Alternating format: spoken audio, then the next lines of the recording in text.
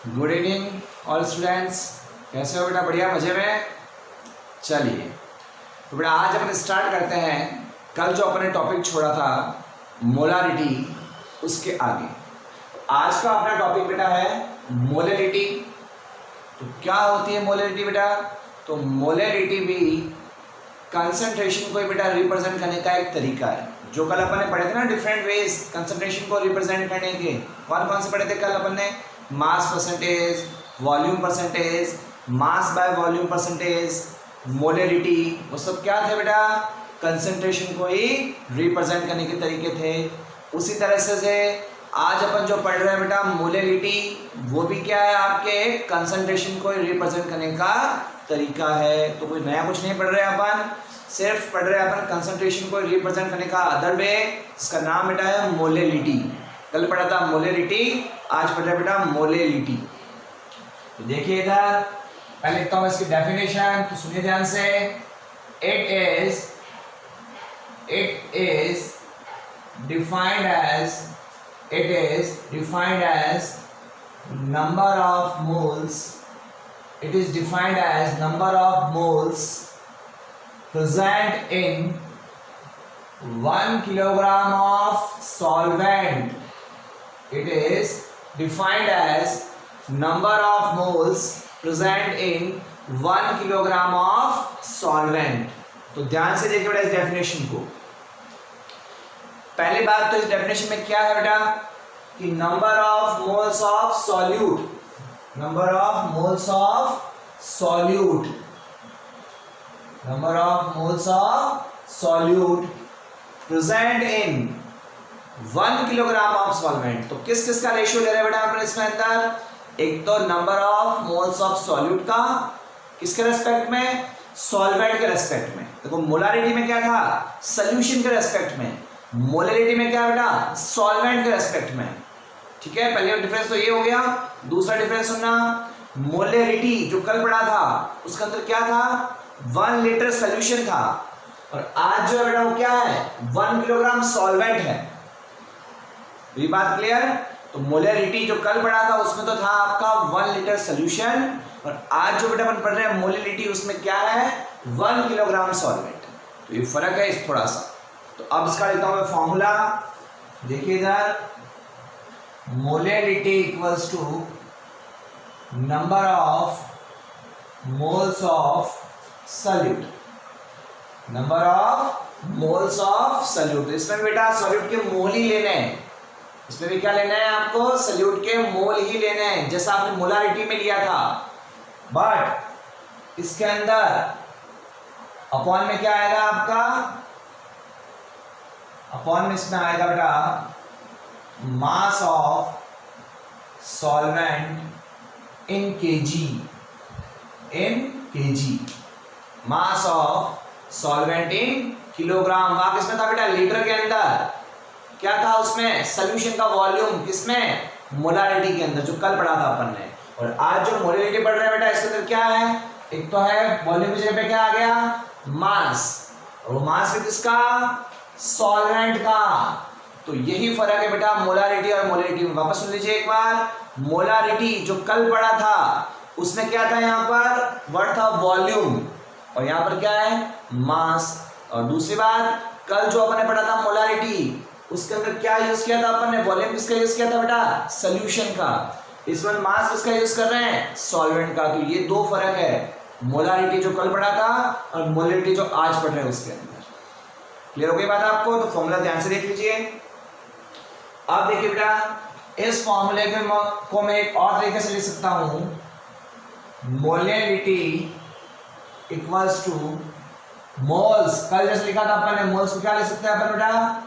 Mass of solute upon molar mass of solute multiply. वही बात है बेटा, ग्राम में आ जाए तो किलोग्राम किलोमीटर क्या करोगे? 1000 से डिवाइड करोगे तो 1000 चला गया ऊपर, तो 1000 upon mass of solvent in gram. तो जब आपको सॉल्वेंट का मास ग्राम में दिया हुआ आ जाए तो अपॉन में 1000 होगा जो ऊपर चला जाएगा, इसलिए मैंने आपको लिखा है यहाँ पर 1000। अगर किलोग्राम में दिया हुआ आ जाए तो 1000 लिखने की जरूरत नहीं बेटा, यहाँ पे सिर्फ 1 लिख देना चल जाएगा आपके। ठीक है, वापस सुन लो, अगर सॉल्वेंट का मास किलोग्राम में ही आ जाए तो 1000 लिखने की जरूरत नहीं है, और अगर सॉल्वेंट का मास किसमें आता है, ग्राम में आता है, तो आपको अपॉन 1000 करोगे जो ऊपर चला जाएगा। कैसे देखो, अगर किलोग्राम में आ जाए तो क्या लिखोगे, मास of salute upon molar mass of salute multiply by 1 upon mass of solvent in kilogram. तो देखना है आपको क्वेश्चन के अंदर कि सॉल्वेंट का मास बेटा आपको ग्राम में दे रखा है या किलोग्राम में दे रखा है, तो क्वेश्चन क्या पड़ेगा, आप फॉर्मूला सेट कर सकते हो। ठीक है ना, ये तो नॉर्मल चीज है, बताइए आपको ग्राम को किलोग्राम में कन्वर्ट करने के 1000 से डिवाइड करते हैं, तो जब क्या करूंगा 1000 डिवाइड करूंगा तो अपॉन में जब 1000 होगा तो सॉल्व करूंगा तो ऊपर चला जाएगा। तो ध्यान रखना है कि क्वेश्चन में आपको क्या दे रखा है, सॉल्वेंट आपको ग्राम में दे रखा है या किलोग्राम में दे रखा है, उसके अकॉर्डिंग आप फॉर्मूला यूज कर सकते हो। ये 3 तरीके से मैंने रिप्रेजेंट कर दिया मोलैलिटी को। एक नोट रखने वाली बात सुनिए कि बेटा जब मोलैलिटी आती है तो उसका सिंबल होता है स्मॉल एम। क्या होता है, स्मॉल एम। तो स्मॉल एम क्या रिप्रेजेंट करता है बेटा, आपके मोलैलिटी को रिप्रेजेंट करता है, और मोलारिटी को कैसे रिप्रेजेंट किया था अपन ने, कैपिटल एम से। तो ध्यान रखना, कैपिटल एम मीन्स मोलारिटी और small m means molality, no need to confuse. Okay, चलिए अब इसमें करते हैं बेटा एक न्यूमेरिकल, फिर अपन आगे चलते हैं।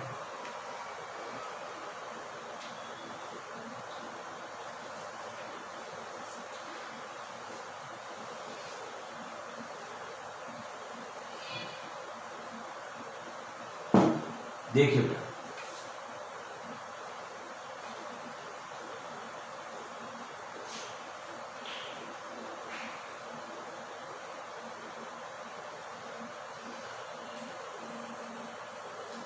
$18 gram of glucose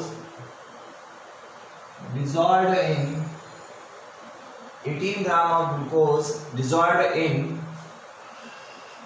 500 gram of water, 500 gram of water to make a solution, to make a solution. Calculate molality of this solution. Calculate molality of this solution. तो ध्यान से देखो बेटा क्वेश्चन को, कौन इसमें सल्यूट है और कौन इसमें सॉल्वेंट है, पहला काम आपको यही करना है। क्लियर हो गई बात आपको, मैंने कल भी आपको कहा था कि जब भी केमिस्ट्री में न्यूमेरिकल आ जाए तो पहला काम क्या है, आपको क्या देखना है क्वेश्चन के अंदर, कि आपको फाइंड आउट क्या करना है बेटा। तो क्वेश्चन को ध्यान से देखो, आपको फाइंड आउट करनी है बेटा इसकी मोलैलिटी। क्या फाइंड आउट करना है, इसकी मोलैलिटी फाइंड आउट करनी है बेटा। तो मोलैलिटी फाइंड आउट करने दैट मींस पहला काम क्या आपका, कि आप मोलैलिटी का फॉर्मूला पुट कर दो। तो सामने लिखा हुआ बेटा, आपके सामने फॉर्मूला लिखा हुआ मोलैलिटी का, इसको यूज करना है और इसके अकॉर्डिंग आपको वैल्यू सेट करनी है। तो देखो फॉर्मूला क्या कह रहा है, molality equals to mass of solute. तो क्वेश्चन में देखिए बेटा, सल्यूट कौन, तो सल्यूट आपको आराम से दिख जाएगा, सल्यूट कौन है, तो सल्यूट कौन होता है बेटा, जिसको डिसॉल्व करते हैं। तो डिसॉल्व किसको कर रहा हूं मैं, ग्लूकोज को। तो ग्लूकोज मेरे लिए क्या बन गया, सल्यूट। क्या बन गया मेरे लिए बेटा, ग्लूकोज सल्यूट बन गया। कितना है मास इसका, सामने दे रखा है आपको, मास कितना है इसका बेटा, 18 ग्राम। कितना है मास इसका, 18 ग्राम। अपॉन में आ जाओ, मोलार मास ऑफ सल्यूट। क्या देखना है अपॉन में, क्या लिखना है बेटा आपको, मोलार मास ऑफ सल्यूट। तो सल्यूट कौन है सल्यूट बेटा, ग्लूकोज। तो ये देखिए ग्लूकोज, कल बताया था मैंने आपको मोलार मास निकालने का तरीका। क्या बताया था कि बेटा जब भी आपको बेटा मोलार मास निकालना हो तो जो सल्यूट है उसका फॉर्मूला लिख दो और उस फॉर्मूले का क्या निकाल दो, फॉर्मूला मास निकाल दो। वो क्या आ जाएगा, उसका मोलार मास आ जाएगा। तो ग्लूकोज का फॉर्मूला क्या होता है पता होना चाहिए बेटा आपको, C6H12O6। उसका फॉर्मूला क्या होता है बेटा, C6H12O6। अब आपको निकालना है बेटा इसका क्या फॉर्मूला मास। तो निकाले देखो इधर कैसे निकालते हैं। कार्बन, कार्बन के कितने एटम बेटा यहाँ पर 6 एटम्स हैं और एक एटम का कितना होता है मास, एटॉमिक मास 12। तो क्या करोगे आप 6 × 12, क्या करोगे 6 × 12। वापस देखो कितने एटम है कार्बन के 6, तो क्या लिख दिया मैंने 6 मल्टीप्लाई बाय, किससे मल्टीप्लाई किया 12 से। ये 12 क्या है, ये कार्बन का एक एटम का एटॉमिक मास है। तो टोटल एटम कितने हैं कार्बन के बेटा 6, एक एटम का एक कार्बन का एटॉमिक मास कितना होता है 12। तो क्या हो गया 6 × 12 प्लस कितने हाइड्रोजन है 12 एटम्स, तो ये हो गया 12 मल्टीप्लाई बाय एक हाइड्रोजन का एटॉमिक मास कितना होता है बेटा 1, तो 12 × 1 प्लस कितने ऑक्सीजन है यहाँ पर 6, तो ये हो गया 6 मल्टीप्लाई बाय एक ऑक्सीजन का एटॉमिक मास कितना होता है 16। इन सबको आप मल्टीप्लाई करके ऐड कर दो। तो जब आप इसको सॉल्व करके ऐड करोगे बेटा मास आ जाएगा आपका 180। कितना आ जाएगा 180। तो ग्लूकोज का मोलार मास होता है बेटा 180 और ग्राम में रिप्रेजेंट करूंगा तो 180 ग्राम। क्लियर होगी बात आपको। तो ग्लूकोज का मोलार मास में निकाल दिया। कैसे निकाला, ग्लूकोज का फॉर्मूला लिख दिया और उसके अंदर जितने भी एटम्स थे उन सब के एटॉमिक मास को ऐड कर दिया। तो मेरा क्या आ गया ग्लूकोज का एटॉमिक मास आ गया। ठीक है बेटा। तो कुछ कॉमन एलिमेंट के एटॉमिक मास पता होना चाहिए। कल लिखवाया था मैंने आपको कार्बन का, हाइड्रोजन का, ऑक्सीजन का, इन सब का एटॉमिक मास आपको पता होना ही चाहिए। ये तो कॉमन है बेटा।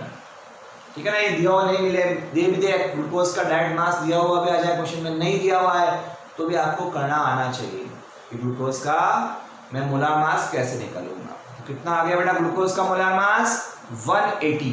तो वैल्यू पुट करो 18/180 मल्टीप्लाई बाय, अब देखो बेटा मल्टीप्लाई बाय में 1000 वाला यूज करना है, ये वाला फॉर्मूला यूज करेंगे।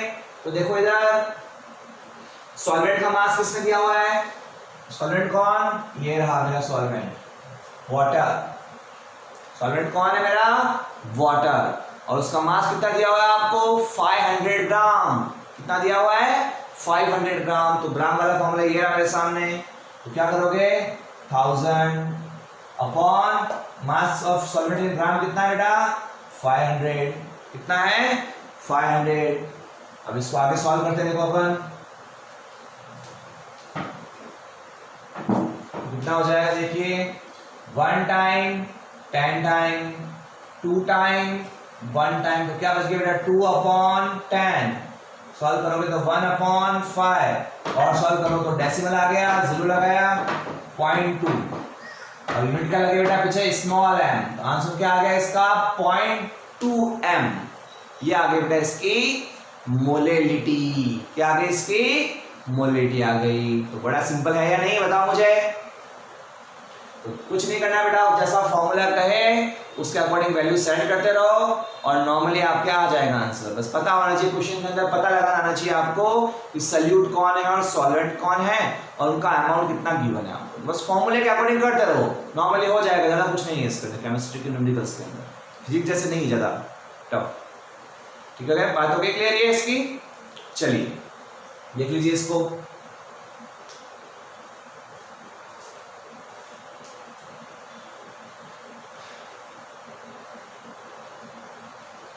चलो बेटा अब हम लास्ट कंसंट्रेशन को रिप्रेजेंट करने का लास्ट तरीका पढ़ते हैं बेटा। फिर ये वाला टॉपिक कंसंट्रेशन वाला खत्म हो जाएगा और वो लास्ट तरीका जो है बेटा वो है मोल फ्रैक्शन। क्या है मोल फ्रैक्शन। क्या है मोल फ्रैक्शन। तो क्या होता है बेटा मोल फ्रैक्शन, ध्यान से सुनना। मोल फ्रैक्शन का मतलब एक तरह से हो गया बेटा कि रेशियो। क्या हो गया एक तरह से टोटल अमाउंट के रेस्पेक्ट में एक कंपोनेंट का रेशियो। कैसे देखना, एक एग्जांपल देता हूं आपको। जैसे बेटा एक ये पिज्जा ब्रेड, क्या है ये पिज्जा ब्रेड है। क्या है पिज्जा ब्रेड। इस पिज्जा ब्रेड के बेटा मैं 5 पीसेस करता हूं। कितने पीसेस कर रहा हूं 5 piece of pizza bread. 5 piece of pizza bread. अब देखिए बेटा, इस पिज्जा ब्रेड को खाने वाले मान लिया 2 जने हैं। इस पिज्जा ब्रेड को खाने वाले कितने जने बेटा? 2, अजय एंड विजय। अजय एंड विजय, ये 2 जने खाने वाले हैं। अब सुनिए, मान लिया लेट अजय ने कितने पीसेस खाए बेटा? इसके 2 पीसेस, और विजय ने खाया बेटा इसके 3 पीसेस। कितने खाए इसके? 3 पीसेस। तो इसका मोल फ्रैक्शन कितना हो जाएगा? देखना ध्यान से। अजय के रेस्पेक्ट में मोल फ्रैक्शन कितना होगा? अजय ने कितने खाए? 2 पीसेस, और टोटल पीसेस कितने थे बेटा पिज्जा के? 5। तो अजय का मोल फ्रैक्शन क्या हो गया? 2/5। इसी बिल्कुल। और विजय के रेस्पेक्ट में क्या होगा बेटा? विजय ने कितने पीसेस खाए? 3 पीसेस। टोटल पीसेस कितने थे बेटा? 5। तो विजय का मोल फ्रैक्शन क्या हो गया? 3/5। ये पढ़ते हैं भाई, मैथमेटिकली पढ़ाई अपन ने छोटे क्लासेस के अंदर। तो एक तरह से मोल फ्रैक्शन क्या होता है बेटा कि एक कंपोनेंट का टोटल कंपोनेंट के रिस्पेक्ट के अंदर रेशियो, एक कंपोनेंट का अमाउंट कितना है और टोटल कंपोनेंट का अमाउंट कितना है, उनका जब मैं रेशियो के फॉर्म में रिप्रेजेंट करूंगा तो वो क्या कहलाएगा? मेरा मोल फ्रैक्शन कहलाएगा। क्लियर है बेटा? अब इसका मैं फॉर्मूला लिखता हूं आपके सामने, इस पर एक न्यूमेरिकल करते हैं, फिर इसको भी अपन खत्म करते हैं। सुनना बेटा ध्यान से। मान लिया एक सॉल्यूशन है बेटा, उस सॉल्यूशन के 2 कंपोनेंट्स हैं, component A and component B. एक सॉल्यूशन है जिसके 2 कंपोनेंट है बेटा, component A and component B. अब देखिए, अगर मुझे कंपोनेंट ए का मोल फ्रैक्शन लिखना है, मैं कैसे लिखूंगा? क्या है? A equals to N A upon N A plus N B, और कंपोनेंट बी का लिखना है तो क्या लिखूंगा? क्या है? B equals to N B upon N A plus N B. अब बेटा इस फॉर्मूले के अंदर आपको सब कुछ पता होना चाहिए कि क्या सिंबल किसको डिनोट कर रहा है। तो देखिए बेटा, ये क्या है? ये क्या रिप्रेजेंट कर रहा है बेटा? Mole fraction of A. क्या है? बी क्या रिप्रेजेंट कर रहा है? Mole fraction of B. ऐसे कैसे? ये एन ए क्या रिप्रेजेंट कर रहा है? एन मतलब moles, moles of component A, और एन बी क्या रिप्रेजेंट कर रहा है बेटा? Moles of component B. तो एन मतलब मोल, एन मतलब मोल, किसके मोल? कंपोनेंट ए के मोल। एन बी का मतलब, एन का मतलब मोल, किसके मोल? कंपोनेंट बी के मोल। वैसे कैसे बेटा? काय मतलब मोल फ्रैक्शन, किसका मोल फ्रैक्शन? कंपोनेंट ए का मोल फ्रैक्शन। काय बी का मतलब, काय का मतलब मोल फ्रैक्शन, किसका मोल फ्रैक्शन? कंपोनेंट बी का। तो ए बी तो समझ में आ गया, बस क्या रखना है? एन मतलब मोल और काय मतलब मोल फ्रैक्शन, बस सिंपल। काय ए मोल फ्रैक्शन ऑफ ए, काय B mole fraction of B. N A, N means mole, किसके मोल? कंपोनेंट ए के। बी मतलब किसके मोल? कंपोनेंट बी के। बस। तो फॉर्मूले को एक बार देखो बेटा, जब मुझे कंपोनेंट ए का मोल फ्रैक्शन निकालना है तो मैं क्या करूंगा? किसके मोल्स ऊपर लिखूंगा? कंपोनेंट ए के मोल्स, और अपॉन में क्या आ जाएगा? Total mole. तो अपॉन में हमेशा टोटल मोल ही आएगा, बस ध्यान ये रखना है जिस कंपोनेंट का मोल फ्रैक्शन फाइंड आउट करोगे उसके मोल्स ऊपर लिखने हैं आपको। तो देखिए, जब मैं कंपोनेंट ए का मोल फ्रैक्शन फाइंड आउट करूंगा तो कंपोनेंट ए के मोल्स ऊपर लिखूंगा और अपॉन में टोटल मोल। वैसे कैसे देखो इधर, जब मैं कंपोनेंट बी का मोल फ्रैक्शन फाइंड आउट करूंगा बेटा तो कंपोनेंट बी के मोल्स ऊपर लिखूंगा, देखो एन बी लिखा है मैंने यहाँ पर, और अपॉन में क्या है? Total mole. बात समझ में आपको? तो क्या ध्यान रखना है मोल फ्रैक्शन फाइंड आउट करते समय कि जिस कंपोनेंट का मोल फ्रैक्शन फाइंड आउट करना है उसके मोल ऊपर लिख दो और अपॉन में कितना आ जाएगा बेटा? Total moles. टोटल मोल्स देख लो आप, दो ही कंपोनेंट है ए और बी, दोनों के मोल्स का सम कर दो। आगे बात समझ में आपको? तो जिस कंपोनेंट का मोल फ्रैक्शन फाइंड आउट करना होता है बेटा उसके मोल्स ऊपर लिखने हैं आपको और अपॉन में लिखना है बेटा आपको टोटल मोल। It's clear? चलो 2 मिनट देख लो इसको, फिर इसमें अपन एक न्यूमेरिकल करते हैं।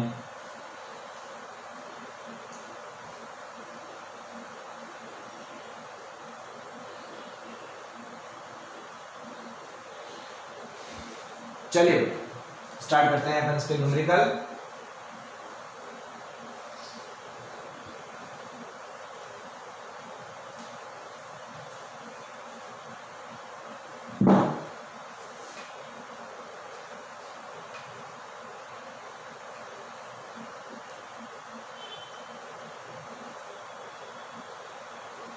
$18 gram of glucose dissolved in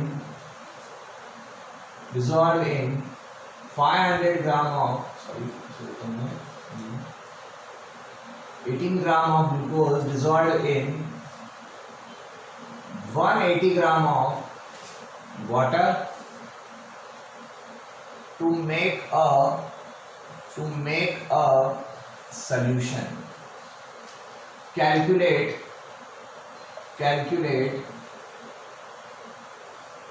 mole fraction of both component. Calculate mole fraction of both component. तो बेटा both component कौन कौन है यहाँ पर? तो दो component कौन कौन से हैं? एक तो है ग्लूकोज और एक मेरा है वाटर। तो ग्लूकोज कौन है? सल्यूट है, और वाटर कौन हो गया बेटा? मेरा सॉल्वेंट हो गया, बिकॉज किसको डिसॉल्व कर रहा हूँ? ग्लूकोज को कर रहा हूँ। तो ग्लूकोज मेरे लिए क्या बन गया यहाँ पर? सल्यूट बन गया, और वाटर मेरे लिए क्या बन गया बेटा? सॉल्वेंट बन गया। It's clear? अब चलो बात आते हैं, मैंने आपको क्या बोला था, केमिस्ट्री के अंदर जब भी न्यूमेरिकल करना हो पहला काम क्या है? क्या देखना है आपको? क्या कैलकुलेट करना है आपको? देखो सबसे पहले क्या कैलकुलेट करना है आपको फाइंड आउट करना है बेटा मोल फ्रैक्शन। क्या निकालना है आपको? मोल फ्रैक्शन कैलकुलेट करना है। तो first of all put up the formula of mole fraction. तो फर्स्ट ऑफ ऑल आप क्या करोगे? आप मोल फ्रैक्शन का फॉर्मूला लिखोगे। ये रहा मोल फ्रैक्शन, क्लियर? अब देखिए किससे मोल फ्रैक्शन निकालते हैं पहले अपन? कंपोनेंट। कौन सा कंपोनेंट लेते हैं पहले अपन? ग्लूकोज। कंपोनेंट ग्लूकोज का मोल फ्रैक्शन निकालते हैं, और मान लिया इसको नेम दे दिया मैंने कंपोनेंट ए। तो मोल फ्रैक्शन ऑफ कंपोनेंट ग्लूकोज, इसको नाम दे दिया मैंने ए, और जब मैं ए का मोल फ्रैक्शन को रिप्रेजेंट करूंगा तो कैसे करूंगा बेटा? काय ए। तो काय ए यहां पे क्या हो गया बेटा? Mole fraction of A. A means glucose का मोल फ्रैक्शन, क्लियर? और फॉर्मूला क्या है इसका? Na upon Na plus Nb, Na upon Na plus Nb। अब आपको पता है बेटा कि Na क्या होता है, Nb क्या होता है? पता है आपको कि Na क्या है? Moles of A। A मतलब कौन है? ग्लूकोज। Nb क्या है बेटा? मोल्स ऑफ B, और B मान लिया लाइट कर दिया हमने, किसको कर दिया बेटा? वाटर को। वाटर को कंपोनेंट B बोल दिया हमने। तो मोल्स ऑफ B, और B कौन है अपना? वाटर, दूसरा कंपोनेंट अपना। अब क्या चाहिए मुझे? दोनों के बेटा मोल्स चाहिए। किस किस के मोल चाहिए? कंपोनेंट ए के और कंपोनेंट बी के क्या चाहिए बेटा? मुझे मोल्स चाहिए। अब आप क्वेश्चन से पूछो मोल्स अवेलेबल है? मोल्स है क्या? तो क्वेश्चन को जब आप ध्यान से पढ़ोगे बेटा, तो क्वेश्चन में कहीं भी मोल्स के बारे में कुछ नहीं लिखा हुआ है। कहीं भी नहीं लिखा हुआ है कि इतने मोल्स वाटर के हैं और इतने मोल्स आपके ग्लूकोज के हैं। वाटर के सॉरी यहाँ पर क्वेश्चन के अंदर आपको बेटा दिया हुआ है मास। देखो 180 ग्राम और 18 ग्राम आपको मास गिवन है बेटा। कहीं भी क्वेश्चन में आपको मोल्स गिवन नहीं है। और फॉर्मूला आपसे क्या मांग रहा है? फॉर्मूले को क्या चाहिए? मोल्स चाहिए। क्वेश्चन क्या दे रहा है आपको? मास दे रहा है। तो अब कैसे होगा? क्या आप मास लिख दोगे क्या? यहाँ पर नहीं लिख सकते। जो फॉर्मूला मांग रहा है वो उसको आपको प्रोवाइड करना पड़ेगा बेटा। फॉर्मूला आपसे क्या मांग रहा है? मोल्स मांग रहा है, तो उसको मोल्स प्रोवाइड करो। दिया हुआ क्या क्वेश्चन में? मास दिया हुआ है। आपको एक फॉर्मूला बता चुका हूं पहले भी मैं कि मोल्स कैसे निकालते हैं मास से। तो mass upon molar mass, mass upon molar mass. Clear है बात है आपको? अब देखो आपको दोनों के मोल चाहिए बेटा, ए के भी चाहिए और बी के भी चाहिए। तो पहले मैं निकालता हूं Na, क्या फाइंड आउट करता हूं बेटा मैं Na का मतलब मोल्स ऑफ ग्लूकोज। तो जब मैं ग्लूकोज के मोल काउंट करूंगा तो मास किसका लिखूंगा, ग्लूकोज का। ग्लूकोज का मास कितना है बेटा, देखो यहाँ क्वेश्चन में 18 ग्राम अपॉन मोलार मास। किसका मोलार मास, Na में निकाल रहा हूं तो A का मोलार मास, और A कौन है मेरा, ग्लूकोज। कितना होता है इसका मोलार मास, निकाला था अपने लास्ट क्वेश्चन में 180। क्लियर। इसी तरह से मैं निकालूंगा बेटा NB क्या है, मोल्स ऑफ वाटर। क्या है, मोल्स ऑफ वाटर। जब आप NB निकालोगे तो मास किसका आ जाएगा बेटा, B का, और B कौन है मेरा, वाटर है। तो वाटर का मास क्वेश्चन में देखो कितना दिया हुआ है 180 ग्राम अपॉन मोलार मास ऑफ, किसका लिखोगे आप, वाटर का। तो वाटर का मोलार मास कितना होता है बेटा, वाटर का लिखो फॉर्मूला H2O। एक हाइड्रोजन का कितना होता है मास 1, तो 2 का कितना हो जाएगा 2, प्लस ऑक्सीजन एक ही है, हो गया 16। कितना आ गया H2O का मोलार मास 18 ग्राम। 180 अपॉन 18 सॉल्व करो, 1 अपॉन 10, और ये हो गया बेटा अपना 10 टाइम 10 अपॉन 1 लिखो या एक ही बात 10 लिखो। तो मैंने क्या किया बेटा, मोल्स के फॉर्मूले से वाटर और ग्लूकोज दोनों के मोल्स निकाल दिए। क्वेश्चन में दिया हुआ था मास, और मैंने क्या कर दिया, उनके मोल्स निकाल दिए इस फॉर्मूले से। तो ये चीज आपको आनी बहुत जरूरी है बेटा, अगर ये नहीं आएगी ना तो आप कर नहीं पाओगे मोल फ्रैक्शन वाला क्वेश्चन। तो आपको मास से, क्वेश्चन में जो मास दिया हुआ है बेटा उससे मोल्स निकालना आना चाहिए। तो बिल्कुल सिंपल फॉर्मूला है, वापस देख लो एक बार। मोल्स कैसे निकालते हैं, तो जिसका मोल निकालना हो, जिस कंपोनेंट का मोल निकालना हो बेटा उसका मास लिख दो, और अपॉन में क्या लिख दो, उसका मोलार मास। तो पहले देखो, जब मुझे Na निकालना था तो Na क्या है, मोल्स ऑफ ग्लूकोज। तो जब मुझे ग्लूकोज का मोल निकालना था तो मैंने क्या किया, ग्लूकोज का मास लिखा ऊपर। तो कितना था ग्लूकोज का मास 18 ग्राम अपॉन मोलार मास किसका लिखूंगा, ग्लूकोज का कितना होता है 180। सॉल्व किया, क्या आ गया 1/10। फिर देखो बेटा NB क्या है, मोल्स ऑफ वाटर। तो जब मैं वाटर के मोल्स निकालूंगा तो किसका मास लिखूंगा ऊपर, वाटर का। कितना गिवन बेटा 180 अपॉन में क्या आता है, मोलार मास किसका, वाटर का ही, वो कितना है 18। सॉल्व किया, क्या आ गया बेटा 10/1, या सिर्फ 10 लिख सकते हो आप। क्लियर हो गई बात आपको। अब कुछ नहीं करना, तो बात इजी हो गया बेटा। अब आपको सिर्फ ये वैल्यूज पुट करनी है इस फॉर्मूले के अंदर। तो देखो XA इक्वल्स टू NA, ये देखो NA कितना है 1/10 upon Na plus NB 1/10 plus 10/1। Solve कर देना इसको आप। इस तरह से x भी निकालोगे क्या आएगा बेटा XB का फॉर्मूला क्या था याद करो, NB upon Na plus NB। तो NB कहता है NB 10/1 upon Na plus NB। Na कितना है 1/10 प्लस NB कितना है 10/1। अब कुछ नहीं करना है, इसको मैथमेटिकली सॉल्व करना है बेटा, फिर आंसर आ जाएगा आपका।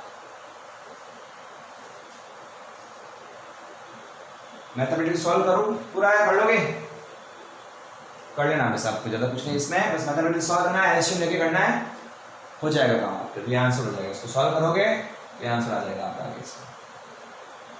ठीक है, देख लो एक बार इसको।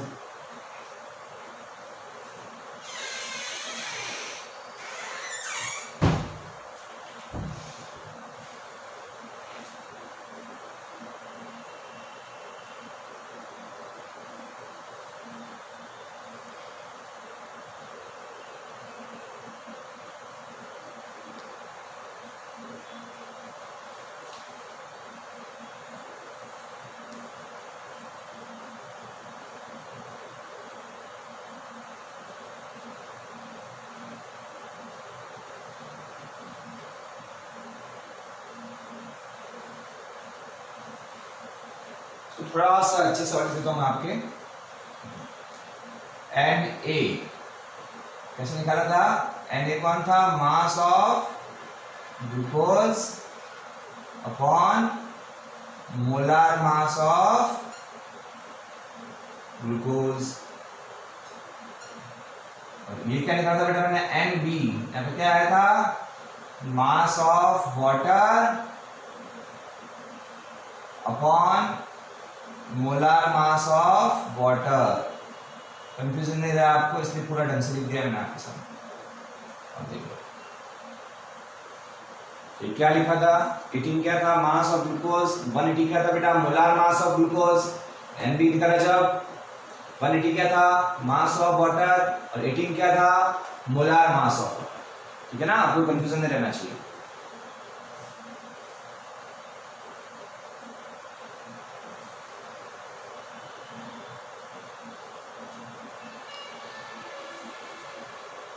चलिए बेटा, आज हम आज का लास्ट टॉपिक पढ़ते हैं और फिर कंसंट्रेशन पूरी तरह से खत्म हो जाएगा। वो है बेटा ppm। क्या है टॉपिक अपना, ppm। ये भी एक कंसंट्रेशन को रिप्रेजेंट करने का तरीका है बेटा, ppm। जैसे कम आता है एग्जाम में, फिर भी आपको सिलेबस में दे रखा है इसलिए करवा देता हूं। आज का लास्ट टॉपिक बेटा ppm। क्या है अपना, ppm। इसका फुल नेम है बेटा पार्ट्स पर मिलियन, पार्ट्स पर मिलियन। अब पहले सुनिए बेटा कि ppm की जरूरत क्यों पड़ी आपको और कब काम में लिया जाता है बेटा ppm। ध्यान से सुनो बेटा। When solute is present in very less amount in comparison to solution. तो जब टोटल सॉल्यूशन के रेस्पेक्ट में, सॉल्यूशन के रेस्पेक्ट में क्या होता है बेटा, आपका सॉल्यूट बहुत कम है, या मैं कह सकता हूं कि जब सॉल्वेंट बहुत ज्यादा है और सॉल्यूट बहुत कम है। तो when solute is present in very less amount, very trace amount, we use ppm। तो ppm कब काम में लेना है बेटा, कि जब सॉल्यूट बहुत कम हो सॉल्यूशन के अंदर, जब सॉल्यूशन में सॉल्यूट का अमाउंट बहुत कम होता है, बहुत ज्यादा कम हो जाए, तो क्या यूज करना है आपको कंसंट्रेशन रिप्रेजेंट करने के लिए, ppm। तो ppm भी बेटा कंसंट्रेशन को रिप्रेजेंट करता है, बट काम में कब लेना है आपको, कि जब सॉल्यूट बहुत कम हो प्रेजेंट सॉल्यूशन में, उसमें क्या काम में लूंगा मैं, ppm। एग्जाम्पल समझो, मान लिया मेरे पास में सॉल्वेंट है वाटर, और उसका अमाउंट बेटा मान लिया 5000 लीटर। कितना है, 5000 लीटर मेरे पास में सॉल्वेंट है वाटर। अब इस सॉल्वेंट के अंदर अगर मैं सॉल्ट डालता हूं, वो कैसे बिहेव करेगा एज अ सॉल्यूट। मान लिया मैं डाला 1 ग्राम, क्या डाला मैंने, 1 ग्राम डाला। तो अब आप कंपेयर करो बेटा, सॉल्वेंट कितना है, 5000 लीटर सॉल्वेंट है, और उसके अंदर मैं सॉल्ट कितना मिला रहा हूं, 1 ग्राम। तो अब क्या मतलब वक्त लगेगा बताओ मुझे। इसका मतलब क्या हुआ, सॉल्वेंट बहुत ज्यादा है और उस रेस्पेक्ट में सॉल्यूट बहुत कम है। तो इन दोनों का जब सॉल्यूशन बनेगा, इन दोनों का जब सॉल्यूशन बनेगा बेटा, तो उस सॉल्यूशन के अंदर सॉल्यूट क्या है, solute is in very trace amount या वेरी लेस अमाउंट। तो ऐसे सॉल्यूशन के लिए अपन क्या यूज करते हैं बेटा कंसंट्रेशन के लिए, ppm। तो जब सॉल्यूशन के अंदर सॉल्यूट का अमाउंट बहुत कम हो जाए, तो ऐसी कंडीशन में कंसंट्रेशन को रिप्रेजेंट करने के लिए बेटा टर्म यूज करते हैं ppm। क्या यूज करते हैं बेटा, ppm। अब देखो इसका फॉर्मूला देख लो,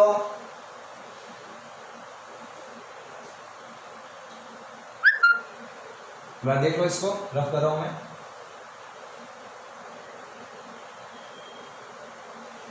इसका फॉर्मूला देख लो बेटा ppm का,